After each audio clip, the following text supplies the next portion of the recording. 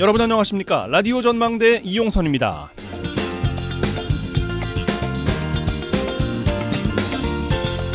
경험은 돈 주고도 못 산다 라는 말 들어보셨을 겁니다. 살면서 접하는 크고 작은 일들이 인생 전체를 놓고 보면 돈으로도 살 수 없는 자양분이 되곤 하죠. 그래서 경험이 최고의 스승이다 라고도 합니다.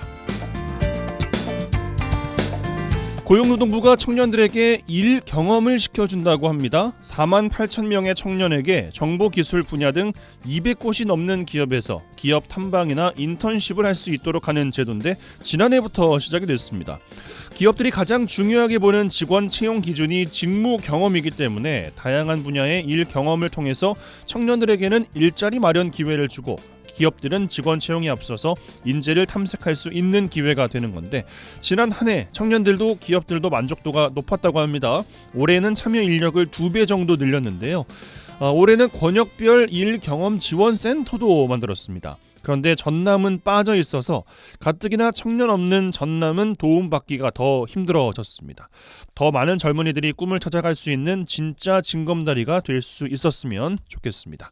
오늘 라디오 전망대가 준비한 소식입니다. 지역 소식들 뉴스 브리핑 통해서 들어보고요. 매주 금요일 코너 민원 해결사 YMCA 토론 차례로 이어집니다.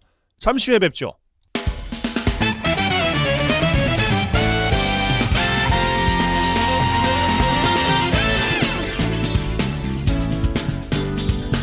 네, 3월 29일 금요일 라디오 전망대 시작합니다. 3월의 마지막 시간이네요. 우리 지역 뉴스 먼저 살펴보죠. 뉴스 브리핑 GBS 뉴스의 차범준 편집국장과 함께합니다. 전화 연결돼 있어요. 안녕하십니까? 네, 안녕하세요. 네, 자 여수에서 시작하겠습니다. 여수를 기점으로 운항하는 차도선이 없어서 섬 주민들의 불편이 이어지고 있습니다.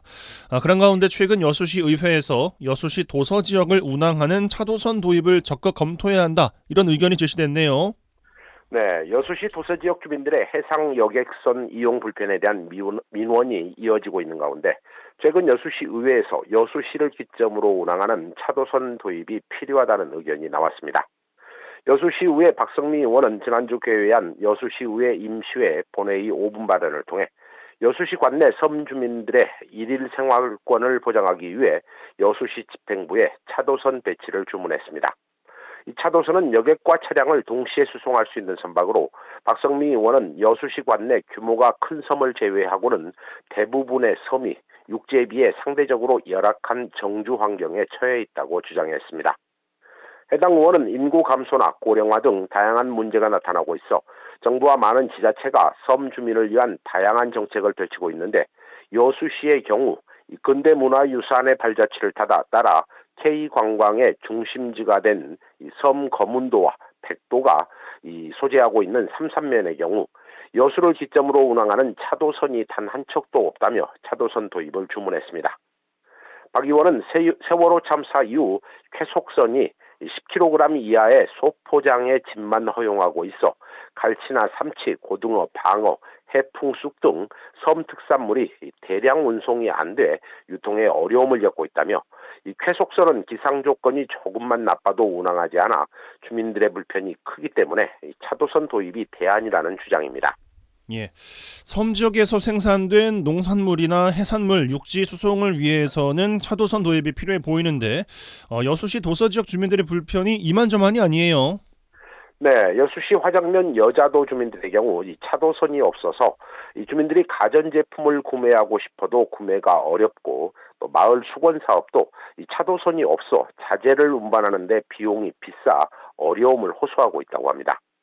여수시 남면 연도의 경우도 이 준공영제로 운항 중인 설령 28년에 배편을 이용해야 되는데 이 박성미 의원은 섬지원특별법으로 차도선이 기항하는 경우에도 여수를 시작점으로 하지 않고 녹도 여객선 출발 기준 50km 이상 거리인 이 거문도만 포함돼 있어 손죽도나 초도는 포함되지 않았다며 시 집행부에 별도 대책이 필요하다는 주문입니다.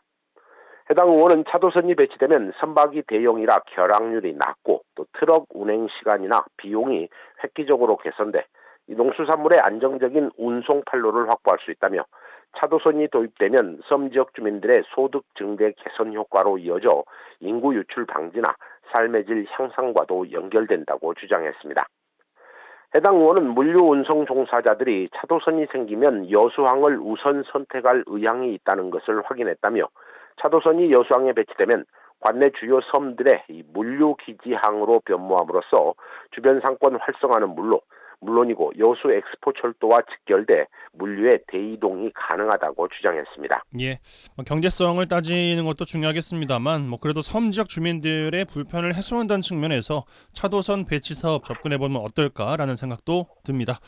자, 이 정도로 정리해보고 광양으로 가죠. 광양 지역의 한 식자재 마트가 납품 업체들로부터 물건을 받고 돈을 주지 않은 채 영업을 중단해서 지역의 소상공인들 피해가 발생하고 있네요.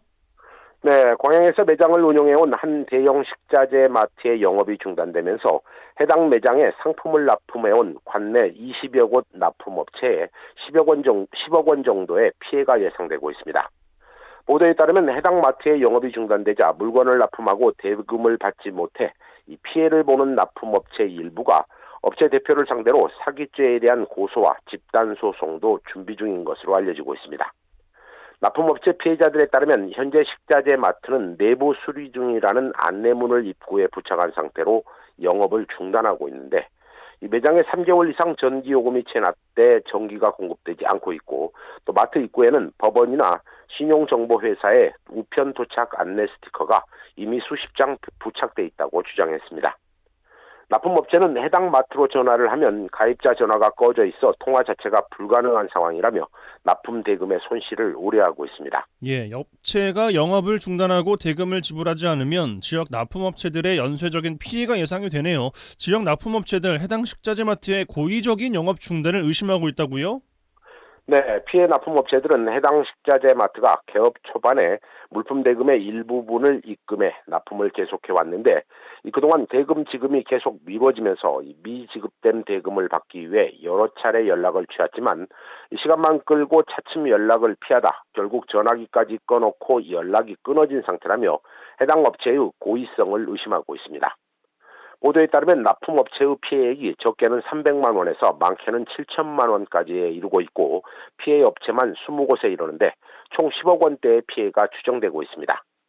현재 피해 업체들은 집단 소송을 준비하고 있는 것으로 알려지고 있습니다. 피해 업체들은 계획적이고 처음부터 사기 목적으로 거래처에 물품을 받고 대금을 지불하지 않은 것으로 생각된다며 해당 업체가 별도의 법인을 만들어 대금 지급을 회피할 보호장치를 만들어 놓았다며 고의성을 의심하고 있습니다. 피해 업체들의 고소에 대해 광양경찰서는 언론을 통해 사기 사건으로 사건을 접수해 조사를 진행할 계획이고 형법상 사기죄 성립 요건인 기망행위가 인정되는지 여부를 따져보겠다는 입장입니다. 예, 알겠습니다. 자, 마지막 소식, 여순 관련 소식입니다. 최근 이 시간에 여순 사건 유족회와 시민단체들이 정부의 진상보고서 작성 기획단의 편파 구성 그리고 역사 왜곡 시도에 대응하기 위해서 범대위 구성하려는 움직임을 전해드렸습니다. 이 범대위가 전남 동부지역 총선 출마자들을 대상으로 서약식을 가졌어요. 네, 여순 사건 유족회와 이 YMCA를 중심으로 하는 지역 시민단체들이 지난 26일 비상대책위원회를 구성하고 전남 동부권 총선 출마자들을 대상으로 이 서약식을 진행했습니다.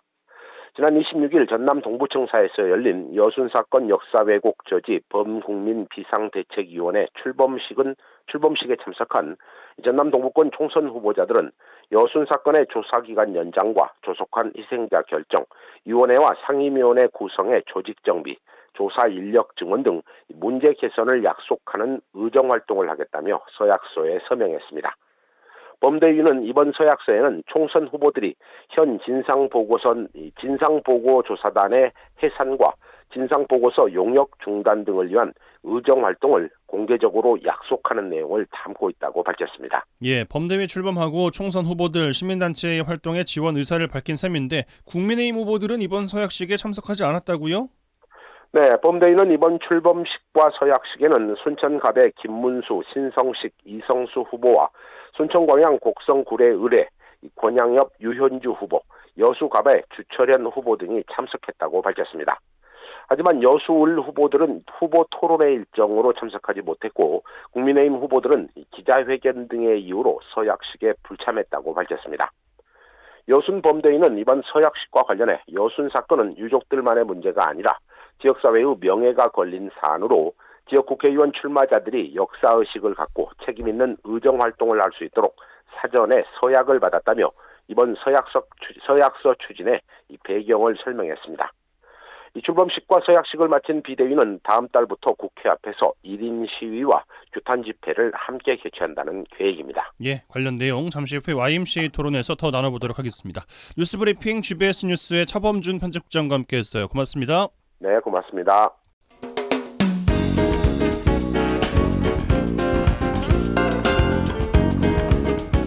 고충을 듣습니다. 라디오 전망대 민원 해결사. 네, 청취자 여러분들의 민원사항들, 고충사항들 해결해드리는 민원 해결사 시간입니다. 이미지 리포터 나와 계세요. 어서 오십시오. 네, 안녕하십니까.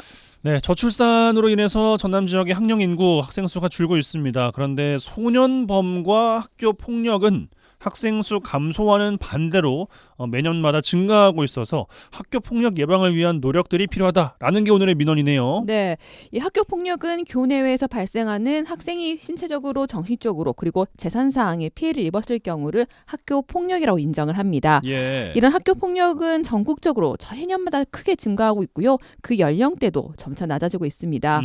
이 전남의 경우를 살펴보면요, 이 학교 폭력으로 검거된 학생 수는 지난해 기준 전년 대비 16.6% 증가했습니다. 예. 연도별로 좀 살펴보겠습니다. 코로나가 심각했던 2020년에는 학교를 가지 않았어요. 예. 네, 그래서 460명으로 전년보다 줄었습니다. 그런데 학교 등교 시작된 2021년에는 621명으로 늘었습니다. 그리고 2022년에는 다시 500명대로 주춤하더니 지난해 646명으로 집계됐습니다. 예, 뭐 불행 중 다행이라고 해야 될지 이런 전남 지역의 학교 폭력 증가 폭이 다른 지역의 학교 폭력 증가 폭에 비해서는 높지 않다면서요? 네, 평균적으로 다른 지역에서는 전년 대비 20-30% 정도 증가했습니다. 광주광역시 경우에는요, 전년 대비 약 40% 정도 늘었다고 어이쿠. 합니다. 또 서울경찰청 경우는요, 2020년부터 2023년까지 4년 사이 55.8% 증가했습니다. 예, 뭐 수치가 이 정도라면 학생들도 학폭의 심각성을 느낄 수밖에 없겠는데요. 네, 학생들은요, 학년이 올라갈수록 학교 폭력의 빈도수나 심각도가 점점 더 심각해진다고 느낀다고 합니다. 예. 여학생보다는 남학생이 빈도가 더 높을 것을 예상하고 있는데요. 그냥 장난을 툭툭 치면서 장난치는 이 행동들에서 시작해서 시간이 가면서 심한 폭력을 이어지기도 하고요. 또 금품 갈취도 흔하게 일어난다고 합니다. 그런데 문제는 이런 학교 폭력이 일어나도 그냥 지나치는 경우가 더 많다고 얘기합니다. 학생들에게 들어보시죠. 학교 폭력이라기엔 조금 애매한 것들이 조금 일어나는데 친구는 친구인데 약간 좀 자기보다 낫다고 생각하는 그런 친구? 많죠. 그러니까 남자애들 사이에서 돈 빌리고 안 갚고 이런 거는 좀 있었어요.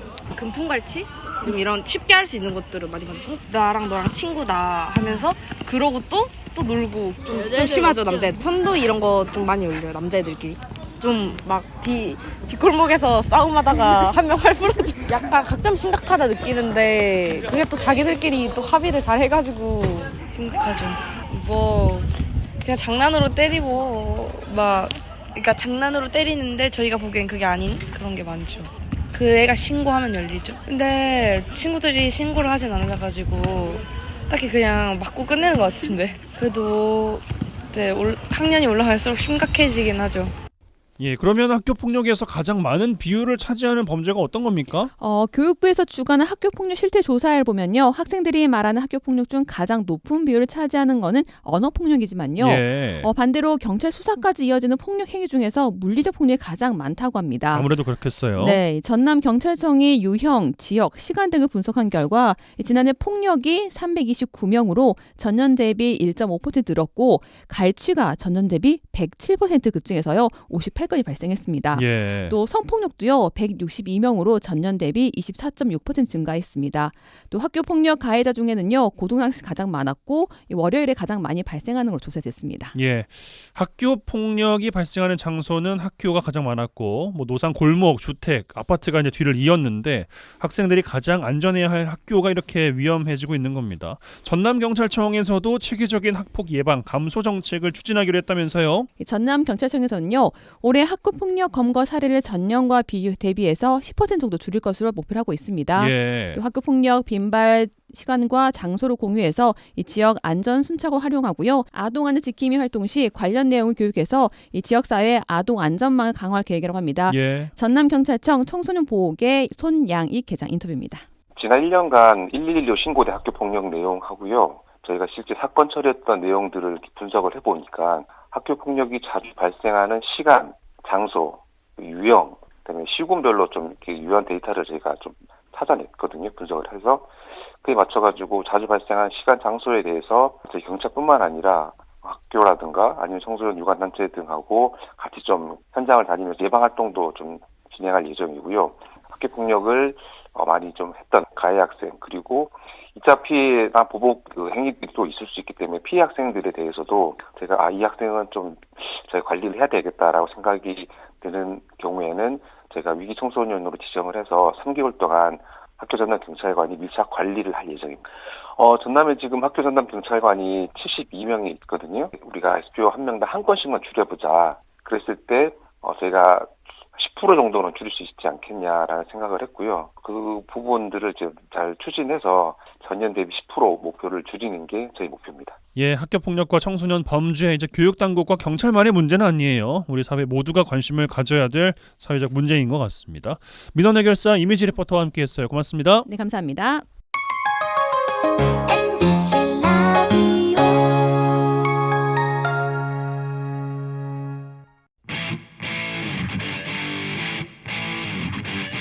젊고 당찬 시사 생활밀착 뉴스 이용선의 라디오 전망대.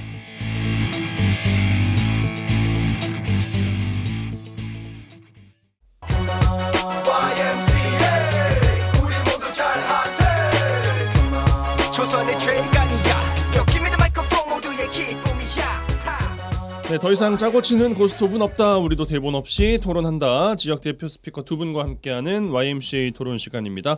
여수 순천 YMCA 김대희 김석 사무총장 두 분 어서 오십시오. 네, 안녕하십니까. 네, 안녕하세요. 예, 저는 2주 만에 뵙는 것 같은데. 네, 그렇습니다. 참 예. 오랜만인 것 같습니다. 보고 싶으셨나요 혹시? 아, 당연하죠. 당연하죠. 송유라 아나운서가 오면 좀 어색합니다. 3월 마지막 시간입니다. 또 어떻게 한 주 보내셨는지 근황 여쭙겠습니다. 먼저 김대희 총장님. 네, 저는 봄옷을 준비했다가 거의 한 2주 동안 굉장히 추워요. 맞아요. 춥고 전국에 꽃주책들이 다 연기가 되고 하는데요. 지난 월요일 저희 여수 YMCA 이사장님 이취임식을 진행을 했습니다. 여수 YMCA 법인이라서 이사장님은 임기 2년인데요. 어떻든 정구모 전남대 건축디자인학과 교수님이 이사장님으로 선임이 되어서 앞으로 2년 동안 활동을 하시고 또 1회 한해서 연임 가능하거든요. 앞으로 여수 YMCA도 이 교수님이 특히 청소년과 청년 문제에 관심 많으시고요. 건축 디자인학과 중에서도 도시건축, 생태건축의 전문가라서 그동안 여수 YMCA가 이 생태도시에 대한 고민들 많이 했잖아요. 이런 문제에 대해서 새롭게 아젠다를 만들어 나가는데 고민 많아서 앞으로 여수 시민사회가 도시재생이라든가 생태도시 이런 영역에 상당히 많은 운동적 중심을 둘 것 같습니다. 예, 알겠습니다. 김석 총장님 어떻게 한 주 보내셨습니까? 네, 저는 오늘 주제하고도 연관이 있는데 26일 날 여순 사건 역사 왜곡 관련된 비상대책 집행위원장을 제가 맡고 있습니다. 그래서 여수, 순천, 광양 그리고 곳곳에 전국의 시민단체들 참여시키느라고 정말 분주하게 보냈고요. 감사하게도 특히 여수에 있는 시민사회 단체하고 식구들께서 김대희 총장님도 계십니다만은 많은 분들이 오셨어요. 근데 이 이야기는 이제 주제에서 안 다룰 이야기여서 근데 정말 많은 분들이 오셨는데 그분들 한 분 한 분을 다 소개하지 못했습니다. 여수 시의원님들, 순천 시의원님들, 전라남 도의원님들 그리고 전국 각지에서 오신 시민단체 분들 대표님들과 실무자분들 많이 오셨죠. 각각 소개하지 못해가지고 제가 굉장히 좀 큰 역사에 좀 죄를 지어버린 것 같은 느낌이 들어서 미안한 마음이 아직까지 계속되고 있고 그 부분에 대해서 혹시 방송을 듣고 계신다면 정말 죄송하다는 말씀드리고 다만 힘을 모아주셔서 너무 감사하고 앞으로도 좀 함께 해줬으면 좋겠다라고 하는 생각이 있고요. 또 한 가지는 정책 공약이랄지 풀뿌리 민주주의랄지 이런 거 이야기할 때 제가 이제 지속적으로 하는 이야기 중에 하나가 나의 요구로부터 시작해야 된다. 그런 이야기 많이 하셨습니까? 나의 요구가 너의 요구고 나와 너의 요구가 우리의 요구고 그것이 모아지면 결국은 정책이 되는 거고 제도가 되는 거고 법이 되는 거나 그런 이야기 되게 많이 했는데 과연 나는 행복하게 또는 그런 것들에 대해서 제안을 제대로 하고 있는가라고 그 고민할 때가 많은데 아마 갱년기인 것 같아요. 네. 근데 이제 기승전 갱년기로 가네요. 저희 아들들이 저를 이렇게 위로해 주더라고요. 너무 좀 감사하다. 네. 그런 생각을 좀 갖게 됐고 또 저희 직원들도 마찬가지고 그래서 열심히 살고 있다라고 하는 것을 확인하는 한 주였습니다. 네, 알겠습니다. 뭐 열심히 또 이렇게 한 주 파이팅 하시고 저희가 또 이 자리에 늘 모이게 되는데 저도 감사한 마음을 갖고 있습니다. 자, 주제로 들어가겠습니다. 이제 김석 총장님 그 가슴에 달려 있는 이 꽃과도 연관이 있는 네, 오늘 그렇습니다. 주제인데 되게 귀여운 위치에다가 이렇게 다셨어요. 네, 이 옷이 저희 아들들이 사준 옷이라 여기다 한번 좀 달아봤습니다. 예, 예쁩니다. 네. 자, 2022년 1월 21일 여순 사건 특별법이 유족과 시민단체 또 지역 정치권의 오랜 노력으로 시행이 된 날입니다.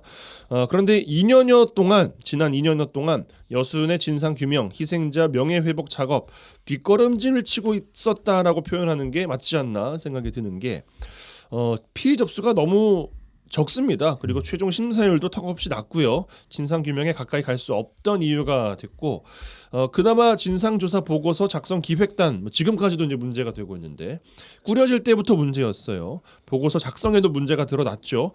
최근 지역에서는 여순 왜곡을 규탄하고 제자리로 돌려놓겠다는 움직임이 일고 있습니다. 여순 사건 역사 왜곡 저지 범국민 비상대책위원회가 발족이 됐습니다.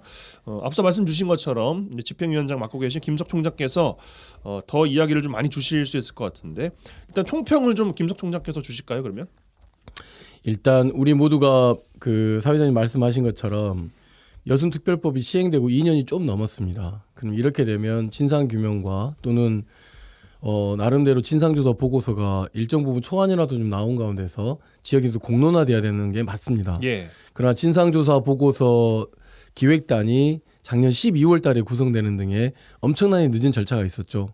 또 하나는 더 기가 막힌 건 2년 동안 희생자와 유족으로 7,300명을 신청을 했는데 이 중에 560명밖에 희생자가 결정되지 않았습니다. 네. 이 말은 무슨 이야기냐면 10년이 걸려도 이 7,300명에 대해서 희생자 결정을 할 수가 없다는 거예요.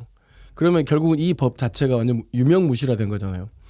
더 큰 문제는 여순 사건에 대한 인식입니다. 우리가 지난 75년간 여순 반란이라고 얼마나 반란의 후예들이랄지 빨갱이랄지 이런 것들로 공직에서도 못 나서고 이런 엄청난 사회적 엄혹한 분위기 속에서 유족도 유족입니다만은 살아왔는데 이 진상조사 보고서를 작성하는 사람들이 그야말로 이승만을 칭송하는 사람들이고 뉴라이트계이고 홍범도 그 흉상을 철거하겠다는 사람들이고 군사편찬인들입니다. 그래서 챕터를 봤더니 결국은 그 반란이라고 하는 단어가 거의 일반화되어 버릴 정도로 대단히 심각한 가운데서 무슨 말씀을 드리고 싶냐면 모두가 다 여순특별법 제정되고 나서 잘 되고 있는 줄 알았습니다. 근데 그렇지 않습니다, 시민 여러분. 그렇지 않고 유족 이외에 그리고 많은 단체들이 여순과 관련해서 같이 참여하고 있지만 힘이 하나로 똘똘 뭉쳐지지 못했던 것 같습니다. 그래서 이번 비상대책위는 아마 이제 2기 여순 사건 특별법 그리고 진상규명과 명예회복을 위한 2기 투쟁위원회 국민 비상대책위의 구성에 어떤 나름대로 굉장히 중요한 역사적 계기를 마련하는 그런 활동의 시작이다라고 만들고 싶습니다. 네. 예, 김석 총장께서 왜 지금 여기저기에서 여순을 가지고 뉴스가 맞습니다. 나오고 있는가라고 정리를 좀 주셨는데 김대 총장님 어떤 말씀 좀 덧붙이고 싶으십니까? 작년 말에 이 기획단이 구성되면서요. 어떻든 예상됐던 좀 문제라고 봐요. 네. 보면서 가장 중요한 여순 사건 중앙위원회가 1월 말 결국 임기가 이제 끝나면서 2기가 바로 구성되지 않고 40여일 동안 공백이 있다가 지난 7일에 구성되었거든요. 네. 근데 이제 기획단 구성 때 우리가 우려했던 뉴라이트 계열, 특히 이제 여순 사건과 제주 4.3 항쟁을 평소에 폄하했던 분들이 대거 자리를 하면서 2기 중앙위원회도 상당히 위험하겠구나 생각했는데 2기 중앙위원회도 여전히 그런 사람들이 민간위원 대부분 차지했어요. 그러면서 저는 그때부터 여순 사건은 윤석열 정부 하에서는 더 이상 더 이상 기대할 수 없구나. 이건 결국은 윤석열 정부는 올해 10월까지 기본적인 내용 조사하고 내년 한 4월 정도로 쫑치려고 완전 준비하는구나. 저희는 사실상 특별법이 만들어지면서 이거 계속 개정하면서 연장하면서 뭐 중요한 내용들이 계속 이어갈 줄 알았는데 네. 결국은 이번으로 완전 끝나는구나 하는 느낌을 확실히 잡았고요. 저는 더 이상 윤석열 정부 하에서는 여순 사건에 대한 진상 규명과 희생자와 유가족의 그런 명예회복들 그리고 사실상 이것은 지난 48년 10.19 때 자든 우든 그리고 피해자든 가해자든 간에 모든 사람들의 불행이었거든요. 그래서 결국은 당시 가해자 피해자를 포함해서 모두 국민적 화합의 내용으로 갈 줄 알았는데요. 결국 이러한 희망은 철저히 이제 버릴 수밖에 없다. 단호하게 좀 그렇게 생각을 합니다. 예, 알겠습니다. 총평이다 보니까 이런저런 오늘 이야기 나눌 내용들이 다 나오긴 했는데 좀 상세하게 뜯어서 오늘 하나씩 좀 풀어보면 좋겠습니다. 네. 일단 역사 왜곡 이야기를 좀 두 분께서 길게 주신지라 이 이야기 먼저 좀 해보면 기획단 인선 그러니까 어떤 기획단이냐면 진상조사 보고서 작성 기획단 인선 문제가 이제 불거졌다는 거 아니겠어요? 왜 네. 어떤 인사들이 구체적으로 문제라는 겁니까? 일단 전체 진상조사 보고서 기획단이 15명. 15명. 예. 그중에 이제 정부 인사가 5명이죠. 예. 근데 나머지 10명 중에 한 명만 유족 대표이고 나머지 9분은 외부 위원이긴 합니다. 근데 이제 진상조사 보고서 특별법에 따르면 진상조사 보고서를 작성하는 데 있어서 여순 전문가가 반드시 들어가야 됩니다. 예. 근데 이 9명 중에 여순 전문가는 없다고 보는 게 맞습니다. 그래요. 여순 전문가는 무슨 이야기를 하는 거냐면 우리 지역에서 향토적으로 여순 사건을 진지하게 고민하고 연구한 사람들이 있는 것이죠.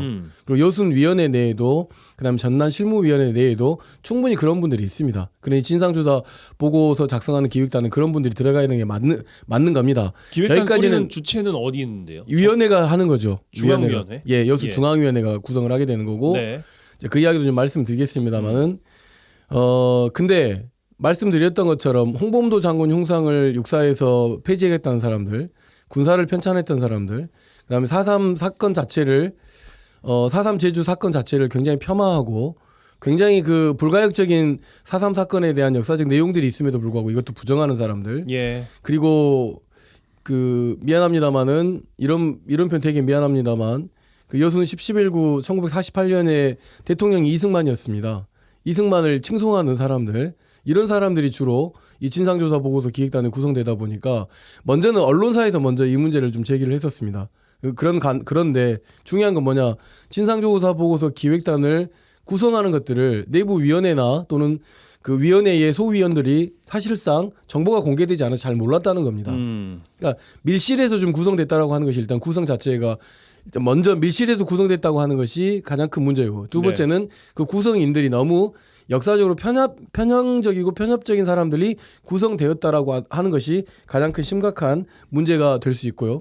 그다음에 이제 이분들이 소위원회라고 하는 별도의 뭔가 이렇게 이 진상조사 보고서 기획단이 늦게 꾸려졌기 때문에 빨리 만들어야 되지 않습니까? 6개월 안에. 그러다 보니까 이것을 용역을 주려고 했었던 것 같아요. 그럼 용역을 준다라고 하는 것은 보고서 용역을 1장, 2장, 3장, 4장으로 나눠가지고 이거 제목과 내용들을 좀 구분하지 않습니까? 이제 이게 의도적이었는지 아니면 누군가가 뭔가를 알아차리고 외부에 또 유출했는지 모르겠지만 그 장을 보면 기가 막힙니다.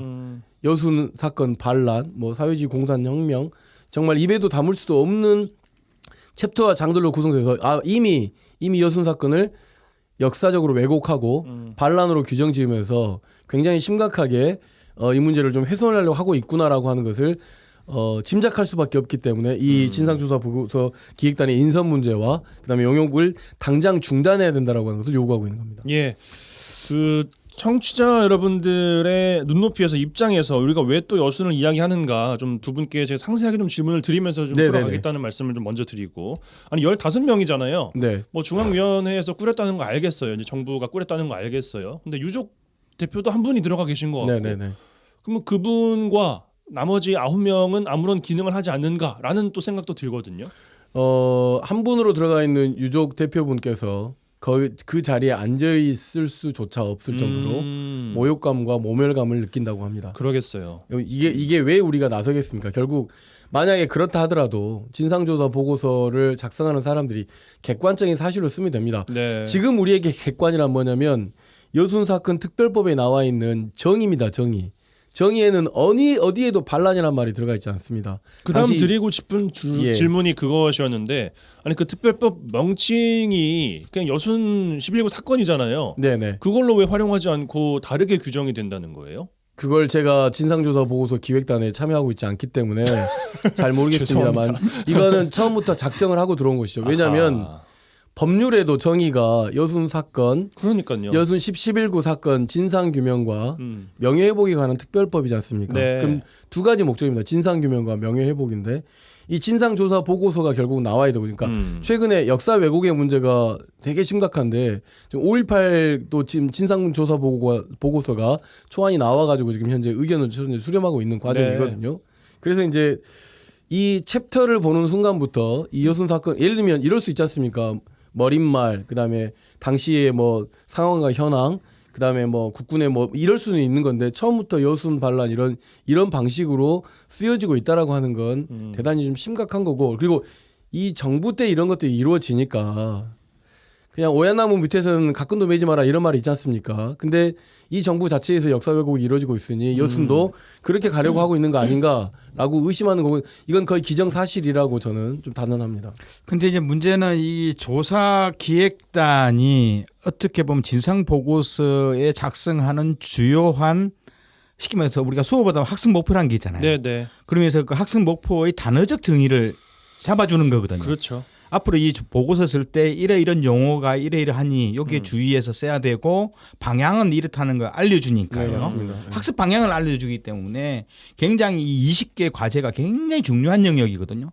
근데 문제는 모법인 여순사건 특별법에서는 여순사건 이 특별법이 제정된 목적과 그리고 이 법이 앞으로 얻어야 될 내용들을 법령과 시행령에 다 명시를 해놨어요. 근데 문제는 이 진상조사 보고서 기획단이 법과는 전혀 모법은 그대로 놔둬버리고요. 바닥에서부터 흔들어 버리는 거거든요.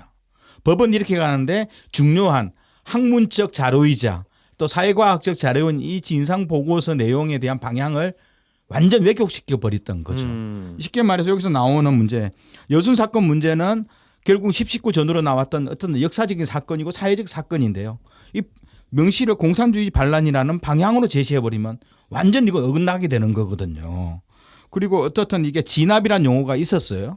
근데 진압 용어를 결국 토벌이라는 용어로 나와버리고 하면서 중요한 그 단어 문제에 대한 방향을 제시해주면서 결국은 진상조사 보고서 자체가 전혀 유족들이나 국민들이 생각하기에는 모법에서 제안했던 방향이 아니라 전혀 상상하지 않는 얼토당토한 이상한 역사적 보고서로 나와버리니까 개연성이 높아버리니까 상당히 우려한 거죠. 그리고 실제로 이 유족 대표 한 분이 가지고 있는 그러면 결국 유족 대표 말을 하더라도 완전 무시하는 거죠. 어차피 여기서 이분들은 대부분 그동안에 박근혜 정부 때 역사국에서 왜곡 문제를 앞장섰고 그리고 그동안에 수많은 조선 광복군의 활동들에 대해서 폐마 발언을 했고 4.3항쟁에 대해서도 뭐 빨갱이들의 뭐 전략, 남조선이 전략은 왜곡된 발언을 했던 분들이기 때문에 결국 이분들이 막 9명이 모여서 주요한 주장을 해버리니까 예. 유족 대표 한 명이 말할 수 없는 상황이 돼버리는 거죠. 그 15분 안에 기획단 들어가 계신 그 한 분은 진짜 보면은 피가 거꾸로 솟고 있을 것 같아요. 참. 그 나머지 당연직이니까요. 그러니까요. 국가기관에서 임명한 사람들이니까 그 사람들은 결국은 민간위원들이 한 대로 가는 거죠. 근데 그 유족 혼자 피가 거꾸로 끓고 있는 게 아니죠. 네. 연관해서 우리 지역 사회에서 그 내용을 그렇습니다. 전달받은 우리까지도 네. 그러고 있는 것이죠. 근데 실제로 우리가 여순 사건이 일어났을 때 모법에서 주요한 방향은 민간인 협력자라는 용어가 어떻게 민간인 협력자일 수 있잖아요. 그래서 네. 뭐 자와 우에 관계없이. 근데 이것을 협력자라는 것은 본의 아니게 본인이 하다 보니 그 결과가 그렇게 나올 수 있는 건데 용어를 민간인 가담자로 해버리는 거예요. 아하. 가담자는요 목적 의식을 가지고 처음부터 주도해서 들어간 사람을 의미하는 거거든요. 어감이 다르죠. 완전 다르죠. 예. 이런 식으로 그러니까 그러니까 민간인 희생자를 가담자화 해버리면 이 역사적 실체 자체가 완전히 달라져 버리는 거예요. 아니 근데 또 궁금한 질문을 또 드리고 네. 싶은 게 그 뭐 희생자 명예 회복 그리고 피해 신고를 받고 있는 거잖아요. 네. 근데 역사 규정을 이렇게 해버리면 그 후에 할 게 의미가 있는 건가요? 이제 법과 진상조사 보고서가 완전히 배치가 되는 거기 때문에 그러니까요. 이것을 집행해야 될 국가 입장에서는 완전히 아니, 혼란스러운 상황 수밖에 없는 그렇죠. 거죠. 희생자라고 인정을 안 한다고 한다면 그냥 뭐 가담자 이렇게 된다면 그게 인정이 되는 게 어떤 의미이고 그래서 그랬는지 모르겠지만 그동안 2년 동안 7,300명 정도 이제 유족들이 신고를 했지 피해 신고, 않겠습니까? 예. 그러면 전라남도 실무위원회를 거쳐서 여순위원회로 올라갑니다. 중앙위원회. 진화위 그 이전에 이미 노무현 정부 시절에 네. 그 진실과 화해를 위한 그 위원회에서 만들었던 그 희생자들 분도 같이 이제 결정이 된 거는 있죠. 그러나 7,300명 중에 560명 희생자 결정은 굉장히 적은 거거든요. 그러니까 그것도 이걸로 끝난 게 아니라 예를 들어서 올리면 90일 이내에 결정을 해서 유족들이나 또 희생자들이 알려줘야 되는데 그런 것도 다 위반해 버렸습니다. 그러니까 위원회 자체가 유명무실한 상태에서 이 위원회 자체가 굉장히 유명무실하니까 그 안에서 여순 전문가들이 좀 참여하고 있었습니다. 그 전 순천대학교 교수였던 홍영기 교수, 그다음에 그 주철이 박사 이런 분들이 결국은 위원회에 사표 내고 나올 수밖에 없는 문화 분위기들이 있었던 것이죠.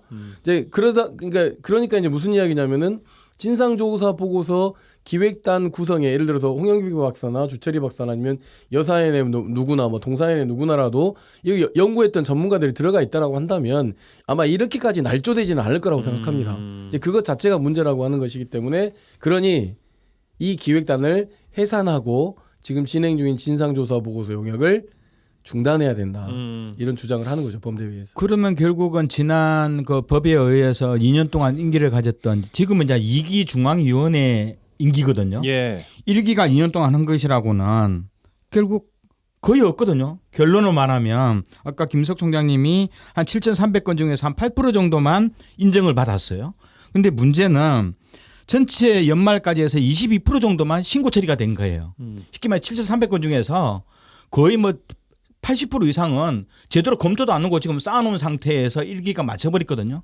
근데 2기도 보면은 진상조사 기획단처럼 조사보고서 기획단처럼 중앙위원회 인사들 대부분 이렇게 여순 사건을 왜곡적으로 바라보는 사람이 대부분 민간위원을 포진해버렸어요. 그럼 결국은 1기 중앙위원회는 딱 한 것이라고는 진상조사 보고서 이 작성 기획단이 왜곡되게 작성하도록 하는 뉴라이트 계열 민간위원들만 앉혀놓고 딱 계산 끝나버렸거든요. 그러면서 2기 과정은 2기 중앙위원회는 제대로 움직이지도 않고 있으니 저는 7,300건 이것만 가지고 갈 거다. 추가를 안 받을 거다. 그 설령 그리고 그러면 검토나 제대로 할 건가? 저는 22% 선에서 끝날 거다. 그래서 이제 그게 겁난 거죠. 지금 국회의원 선거 기간이고 정부나 이 위원회를 믿을 수가 없는 상황이기 때문에 국회에 기댈 수밖에 없는 것이죠. 그래서 국회의원들이 들어가면 그래서 조사기간 그리고 방금 이야기했던 위원회의 부실한 문제 그다음에 조속하지 못한 희생자 결정 이런 것들에 대해서 결국은 법을 개정해야 된다. 지금 현재 단계에서. 그리고 제주 4.3법도 7차례 넘게 법이 좀 개정된 과정에서 좀 보완됐기 때문에 여순특별법이 이제 2기 들어서서 개정할 때가 됐다라고 하는 것이고 방금 진상조사 보고서 기획단 이야기도 위원회의 부실한 운영도 그렇고 전라남도 실무위원회의 조금 다소 무책임한 행위도 그렇고 이런 것들이 결국은 법적 체계가 부실한 가운데 생긴 문제이기 때문에 법을 개정해야 된다라고 하는 주장을 드리고 있는 겁니다. 뭐 어쨌든 문제점은 이제 청취자분들도 이해를 좀 하셨을 것 같아요. 이제 구조에 대해서. 그러고 나서 이제 발생하고 있는 사태들 지금 목도하고 있는데 그 와중에 이제 또 뭐 죄송하기도 하고 감사하기도 한 범대위가 이제 발족이 됐습니다. 여순 사건 역사 왜곡 저지 범국민 비상대책위원회 플레임을 하면 이제 이렇게 됩니다만 여기서는 뭘 할 수 있고 뭘 해야 하는가라는 질문을 드리고 싶은데 그러니까 왜냐하면 청취자분들이 어떻게 하면 이제 여기에다가 힘을 좀 실어줄 수 있을까라고 고민을 좀 하실 것 같거든요. 김석 총장께 드리겠습니다. 네, 일단 지금 현재로서는 비상대책위원회에 개인이 됐든 단체가 됐든지 간에 함께 좀 참여해 계속 저희가 지금 문호를 열어놓고 있기 때문에 참여를 해주시면 감사하겠고 또 활동할 수 있도록 후원금 나중에 별도로 계좌를 열면 좀 후원해 주시면 고맙겠습니다. 그리고 지금 당장은 국회의원 선거이기 때문에 국회의원 후보자들 그러니까 여수, 순천, 광양, 구례, 곡성 그리고 저기 보성까지 해가지고 참여하고 있는 모든 후보자들에게 지금 이 여순특별법을 개정하겠다라고 하는 내용으로 이미 다 서약서들이 전달됐고 대부분이 다 서약을 해주셨습니다. 그래요. 이런 활동을 했고요. 두 번째 저희가 계획하고 있는 것은 이제 당 대표들 더불어민주당의 이재명 대표 그리고 더불어시민 연합의 또 대표 그다음에 조국혁신당의 대표 그 국민의힘의 한동훈 대표들에게 이 서약서를 보내서 특별법을 개정해달라고 하는 요구를 해서 국회 안에서 이여순 특별법을 개정하겠다라고 하는 운동이 국회가 개원하자마자 좀 일어날 수 있도록 저희가 열심히 활동할 것이다라고 하는 계획을 갖고 있고요. 그다음에 세 번째는 일단 이 건에 대해서 지역사회도 모르고 있지만 서울위원회가 서울에 있습니다. 네. 그래서 서울위원회에서 1인 시위 이런 것들을 계획하고 있고 좀 폭발적으로 모아가지고 뭐 5월, 6월 좀 충분하게 좀 고려한 다음에 정말 유족 2세, 3세들까지 그리고 시민단체를 다 포함하는 총 걸기를 좀 준비하고자 하고 있고요. 알겠습니다. 네 번째는 또 그것도 있습니다. 고지를 90일을 넘긴 사건이 너무 많습니다. 그래서 이 건과 관련해서는 지금 고민 중인데 한덕수 총리를 좀 고발하는 문제까지. 그래서 그냥 단순하게 여순 관련한 문제를 그동안에 잘 되겠지라고 방관하는 게 아니라 직접 비상대책위가 행동으로 나서겠다고 하는 거고 그리고 제가 이것을 비상대책위 집행위원장을 맡은 건 다름이 아니라 이 유족분들을 모시고 국회에 기자회견을 갔는데 이 과정이 너무 가슴 아프고 누군가가 옆에서 저도 젊지 않습니다. 저도 젊은 사람들 옆에서 돕지 않고 있거나 막 방관하고 잘 되고 있겠지라고 하는 만연한 이 기분을 만연한 이것을 여순이라고 하는 오랜 우리 지역의 묵은 감정 같은 것을 반란해서 적어도 사건으로 끌고 오는 75년 걸렸습니다. 근데 이것을 다시 반란으로 옮기는 것을 100번, 1000번, 10,000번 생각해도 절대 알겠습니다. 용납할 수 없다. 예. 근데 이제 문제는 윤석열 정부 들어서고 나서 듣고 마무리하겠습니다. 네, 4.3 항쟁도 그렇고요. 5.18도 그렇고 왜곡된 현상들이 계속 나오고 있고 법의 취지와는 다르게 나오고 있는데 저는 이런 상황에서 전라남도 김영록 도지사의 판단과 입장은 명확해야 된다. 저는 개인적으로 결국 그 중앙위원회 위원이고요. 당연직 위원이고 실무위원회 위원장 아닙니까? 그렇죠. 김영록 지사가. 결국 어전천장 입장인 거예요. 지난번 민생토론회 왔을 때도 이 문제 이런 뻥커 안 했거든요.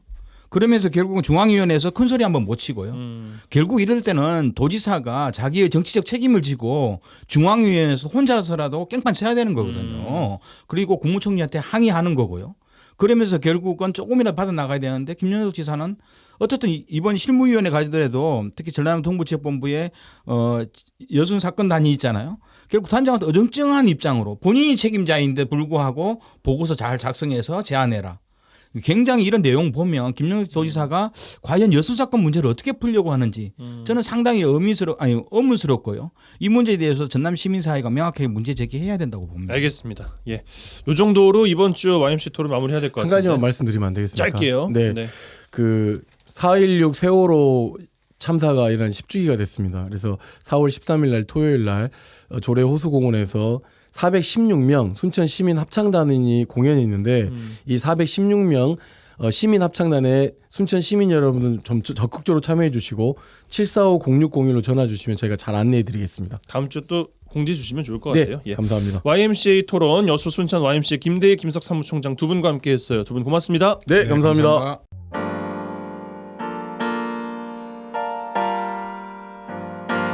네, 3월 29일 금요일 라디오 전망대 오늘 준비한 소식은 여기까지입니다. 오늘도 이번 주도 그리고 얼마 남지 않은 이번 달도 고생 많으셨다는 말씀 미리 드립니다. 벌써 3월이 끝났어요. 참 시간이 너무 빨리 지나가는 것 같습니다.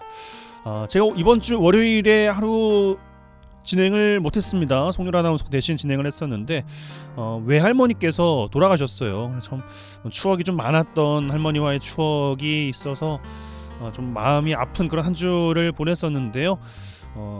참 뭐 계신 분들은 할머니 할아버지가 계신 청취자분들께서는 잘 계실 때 전화 한 번씩 좀 드리고 또 한번 찾아가 보시고 주말을 이용해서 하면 어떨까 생각이 좀 들었습니다.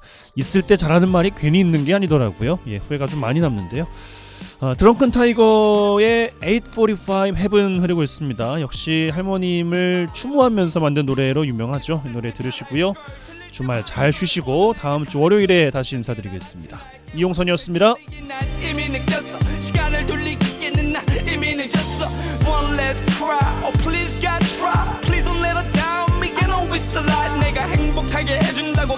달랬잖아. 내가 정상에 설 때까지 기다린댔잖아. 조금만 더 참아줘. 세상에 남아줘. 신아 제발 이관 한번 못 본 척도 감아줘. 실수일 거야 신도 완벽하진 않아. 이 세상 가장 소중한 걸 가지려 하잖아. 845 그대는 하늘나라도 오직 서만이 존재하는 평온한 세계로. 845 그대는 하늘나라도 내 목소리가 들린다면 know that I love you. 845 그대는 하늘나라도 오직 서만이 존재하는 평온한 세계로. 845 그대는 하늘나라도 내 목소리가 들린다면 know that I love you. 있을 때 잘할걸 들릴 때 외칠걸 얼마나 내가 그댈 사랑한다고. 대답 없는 당신의 손을 꼭 붙잡고 혹시 크게 외치면 들릴까 소리 질러봐. 제발 일어나 눈을 떠봐. One last cry let me say goodbye. Please don't let her down me I know it's the lie. 세상이 나를 미워해도 난 당신의 최고. 그 누가 뭐래도 절대 날 탓하지 않는 무조건적인 당신의 사랑은 기적과도 같은 기적을 만드는 신다운 가장 완벽한 아름다움. The most beautifulest thing in the world. The most precious thing in the universe. My love, my love. 845 그대는 하늘나라도 오직 서만이 존재하는 평온한 세계로. 845 그대는 하늘나라도 내 목소리가 들린다면 know that I love you. 845 그대는 하늘나라도 오직 서만이 존재하는 평온한 세계로. 845 그대는 하늘나라도 내 목소리가 들린다면 know that I love you. 마지막 인사 말도 없이 그댄 어딜가. 숨을 쉬어도 내 가슴은 아픔만이 꽉 차. 한숨을 밀어내도 아픔만이 남아. 텅 빈 이 세상에 난 보이지가 않아. 하지만 애써 웃어 너무 슬퍼하는 내 모습을 보면 혹시 그대마저 슬퍼할까봐 약속해 절대 그대 잊지 않을게. 이제 힘든 당신의 손을 놓아드릴게. 845 그대는 하늘나라도 오직 서만이 존재하는 평온한 세계로. 845 그대는 하늘나라도 내 목소리가 들린다면 know that I love you. 845 그대는 하늘나라도 오직 서만이 존재하는 평온한 세계로. 845 그대는 하늘나라도 내 목소리가 들린다면 know that I love you. 하늘나라도 평온한 세계로. 하늘나라도 평온한 세계로. 평온한 세계로. Now she's back up in heaven again. I know you're up in heaven. 사랑은 일은 모든 사람들에게 내 목소리가 들린다면 know that I love you. Just know that I